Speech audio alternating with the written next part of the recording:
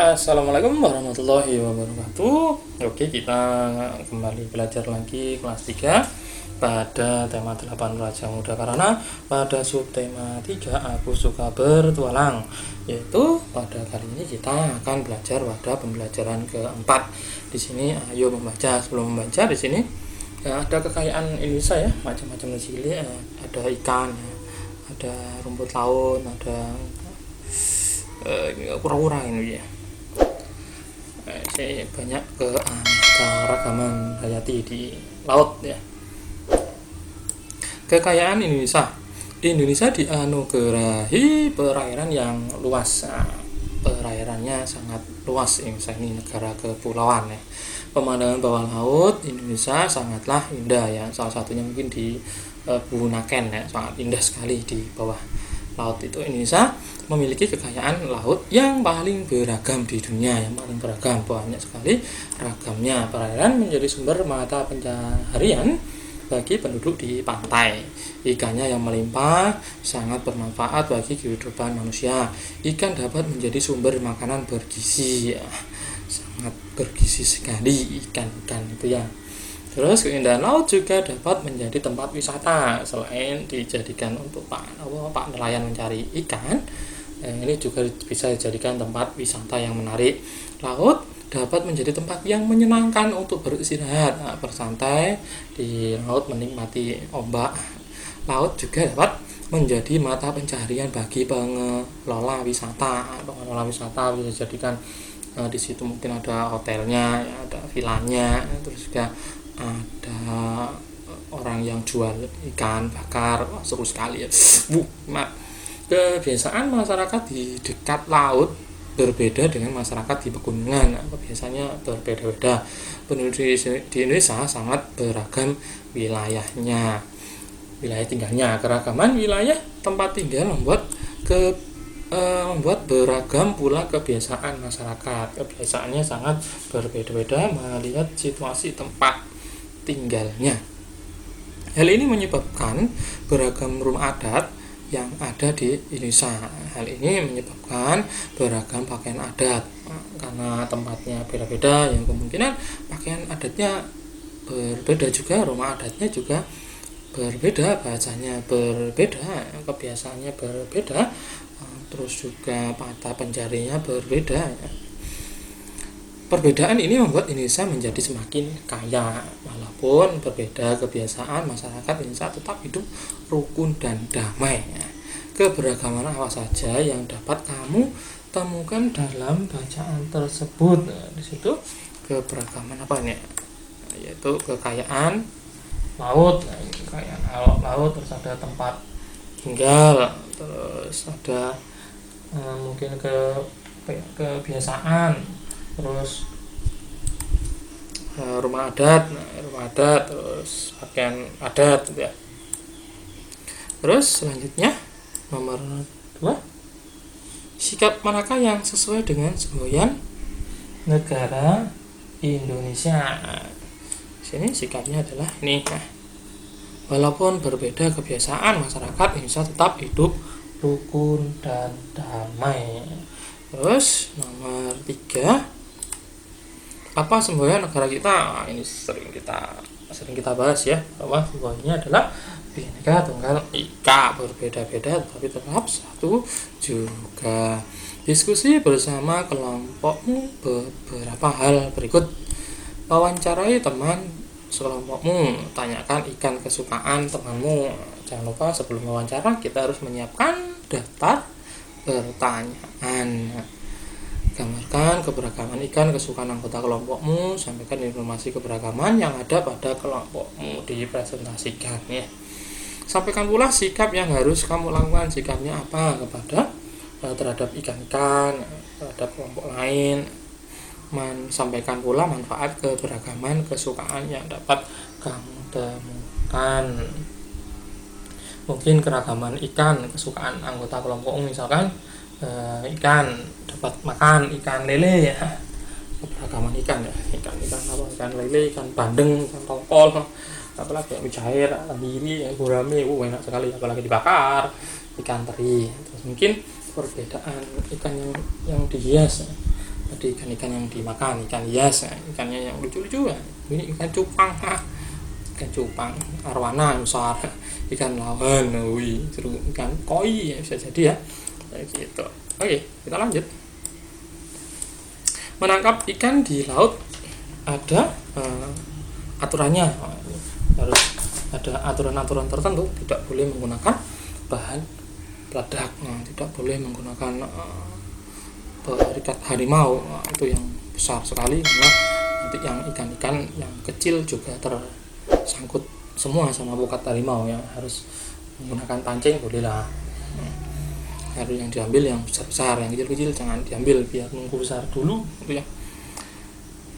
Aturan ini dibuat agar kekayaan laut tetap terjaga. Cara menangkap ikan yang aman dengan menggunakan jala ya, sehingga yang tertangkap hanya yang besar-besar, yang kecil-kecil bisa masuk di dalam, keluar dari jalannya itu. Pernahkah kamu menangkap ikan menggunakan jala? Coba kita melakukan permainan. Anak pramuka kan senang main-main. Yang tadi di pembelajaran sebelumnya kita sudah main galasin ya, robak sodor. Sekarang kita bermain permainan jala ikan.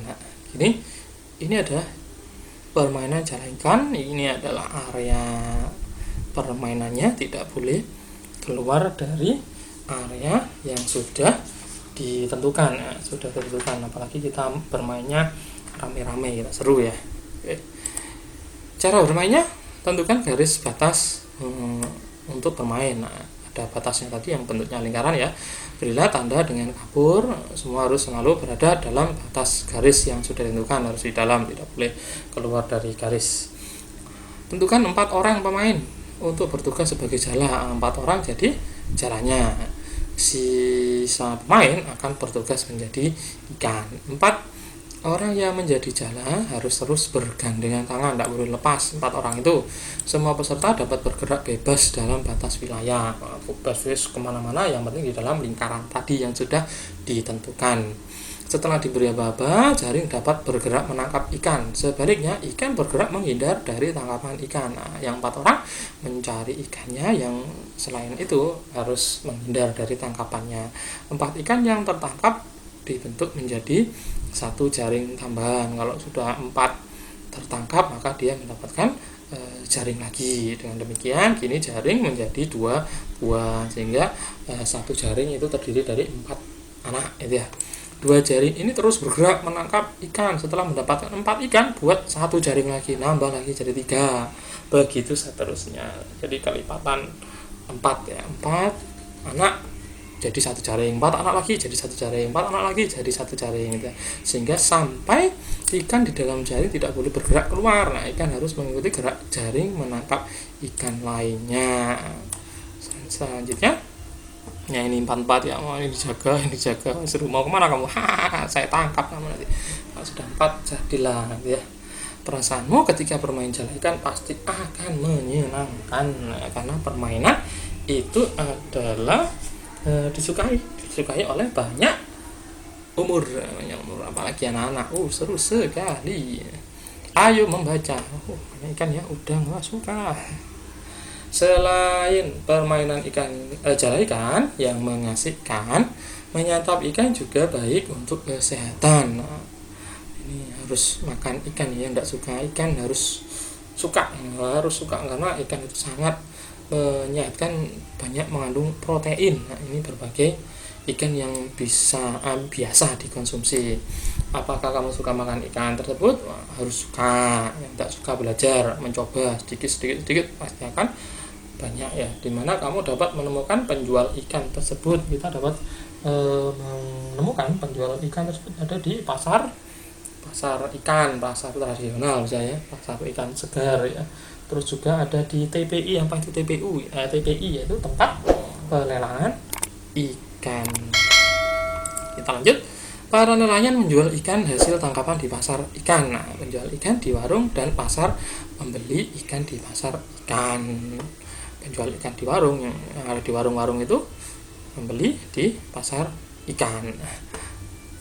Selanjutnya, perhatikan gambar berikut. Ini kalau mau ke pasar ikan belok kanan, kalau mau ke main-main ke taman belok kiri, kalau mau ke rumah sakit lurus ya, mau ke pasar ikan belok kiri makan ikan. Perhatikan gambar berikut. Ibu Siti ingin membeli ikan di pasar ikan. Lihat petunjuknya. Perhatikan papan petunjuk arah pada gambar. Kemana Ibu Siti harus menuju dari tempatnya berdiri saat ini? Nah, beliau berdiri di sini, maka beliau mau ke pasar ikan, maka beliau harus belok ke kanan, jangan lurus Bu ya. Kalau lurus nanti Ibu ke rumah sakit Damai Sejahtera. Kalau belok ke kiri ya, kalau tidak ke kanan ke pasar ikan. Kalau Ibu ke kiri maka Ibu akan ke taman kota, biasanya nyasar Ibu ya. Kita lanjut. Di antara jenis-jenis rambu sebagai berikut. Ini selain tadi ada rambu, di sini ada rambu peringatan, nah, warnanya kuning ya. Rambu peringatan yaitu rambu jalan licin merupakan contoh rambu peringatan. Nah, ini maksudnya licin ya. Hati-hati. Mungkin habis kalau hujan di jalan itu biasanya di tempat pegunungan, jika hujan tempat itu licin. Nah, maka sering sekali kita menemui tanda ini. Rambu peringatan jalan licin ini.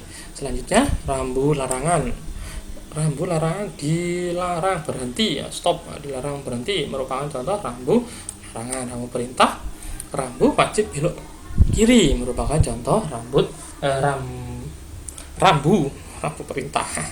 Maaf lepotan. Rambu petunjuk. Nah, ini rambu petunjuk ya. Rambu petunjuk arah merupakan contoh rambu petunjuk. Ini petunjuk arah, terus kanan sama kiri ya.